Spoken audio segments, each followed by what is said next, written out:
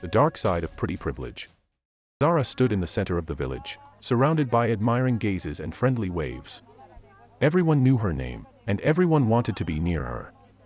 But deep down, Zara felt trapped in her own body. She felt like a bird in a gilded cage, unable to escape the attention that came with her beauty. It was a double-edged sword, as the same beauty that brought her admiration and envy also made her feel isolated and lonely. However, Zara was no stranger to the benefits that came with being considered one of the most beautiful people in the village. She was often given preferential treatment, whether it was being served first at community gatherings, or receiving the best seats at events.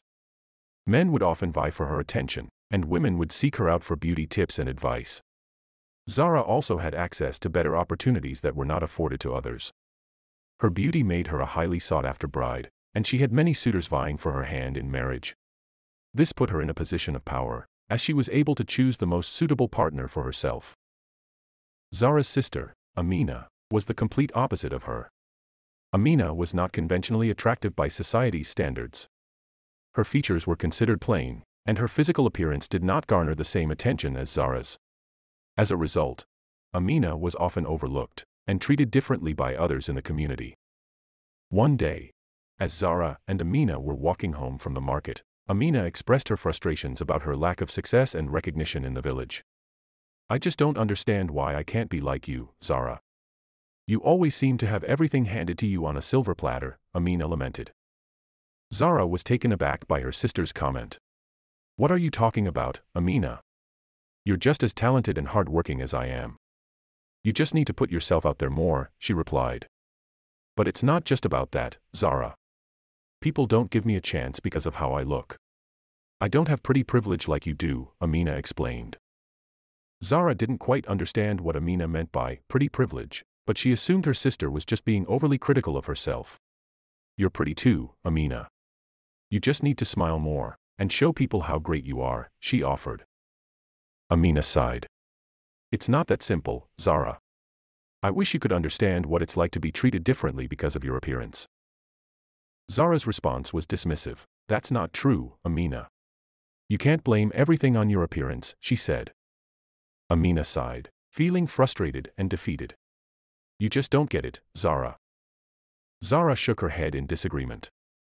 "I think you're just making excuses for yourself," she retorted. As they continued to argue, Amina realized that her sister would never truly understand her struggles. She felt hurt and isolated, wishing that her sister could see and acknowledge the challenges she faced. Zara too felt misunderstood. She constantly felt she had to live up to others' expectations of her looks, which was exhausting and stressful. At times, Zara faced harassment and objectification due to her looks. Men would often approach her with unwanted advances and crude comments, making her feel unsafe and uncomfortable. Furthermore, Zara had to deal with unfair assumptions about her abilities and intelligence. People often underestimated her, or assumed she got by on her looks alone, which was demoralizing and frustrating. Despite her many admirers, Zara struggled to form genuine connections. She often wondered if people were only interested in her for her looks, rather than who she was as a person. This made her feel insecure and unsure of herself.